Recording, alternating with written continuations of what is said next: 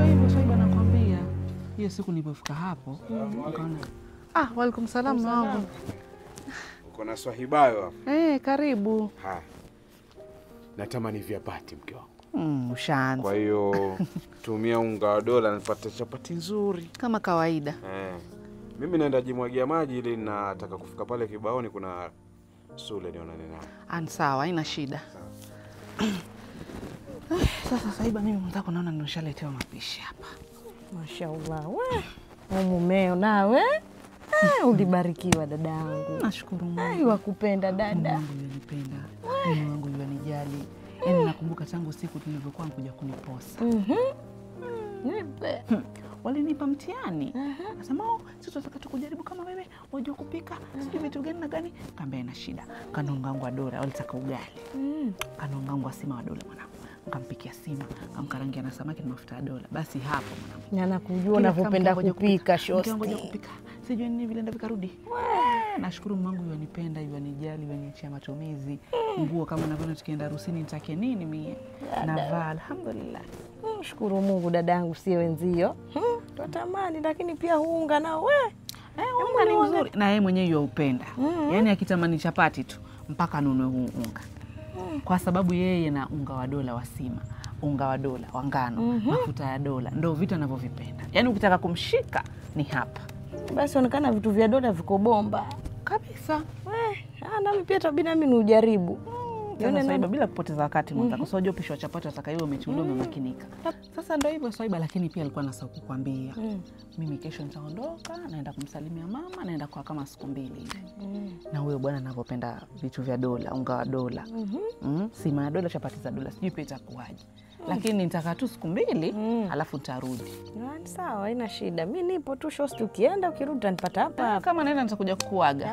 Sawa. Haya acha nikaandae muda ndo huo. Sana mimi acha niende zangu. Sawa.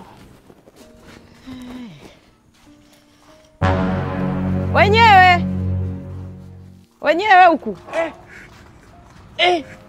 Hodi. Aujourd'hui aussi c'est un autre jour. Shemegi. Shemegi, kwema? Kwema, salamu alaykum. Kumsalamu. Vipi? Nashukuru. Mbona mapema? Nakuja mwenyewe nilikuwa napitia hivi nikanua unga wangu mwenyewe nasema je nimpikie shemegi yangu. Shemegi na sasa unajua mwenzako hayuko hapa nawe waja midagi nawe. Ankupika tu shemegi kwani nini? Aliniambia tu wapenda vitu vya dola nikaona nami nje nijaribu na mimi mapishi labda. Shemegi. Wewe ndio unga wako mwenyewe. Nanunua. Atwende basi ngakupikie nawe. Leo nikupika tu nakwambia. Mwenyewe angalau labda waweza furahia. Aujourd'hui aussi c'est un autre jour. Leo nikupika, kesho nini? Mke wangu, si nilikwambia huyu sio rafiki? Nilikwambia tu mtege mwambie napenda vitu vya dola, napenda nini? Haya njileta mzima. Msichana.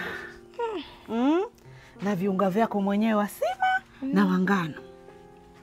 Yaani mara moja wewe tu kukwambia mimi leo nitaondoka, umeenda umejingoa na mizizi yako, umekuja wataka kumpikia mume wangu, sijui tena nikakupikia, sijui tena nikakufanyaje. Ndugu yangu nakuwa na rafiki kumbe kwa hivyo. Nitasina na kusema. Nashikwa leo. Na kuwa na mtu mzuri kumbe na mume wangu alikuwa akiniambia basi hawa marafiki sio. Ni unga wa dola dada. Ni unga wa dola dada.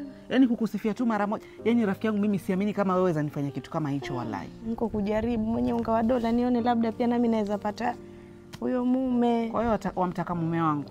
Simtaki mume, nilikuwa nampikia tu nione kwa sababu kama ngoja mimi nilikwambia yapenda vitu vya dola, wewe umeenda umejingua ngome kuja kumpikia. Alafu ulikuwa ukimpikia, umeanza kumpikia mkila alafu kubwa. Sasa ondoka hapa nyumbani kwangu ndugu yangu, sitaki hata kukuona tena. Basi ishi. Wala sitaki. Mimi ninavyo vitu vangu vya dola huko ndani kama kawaida yangu.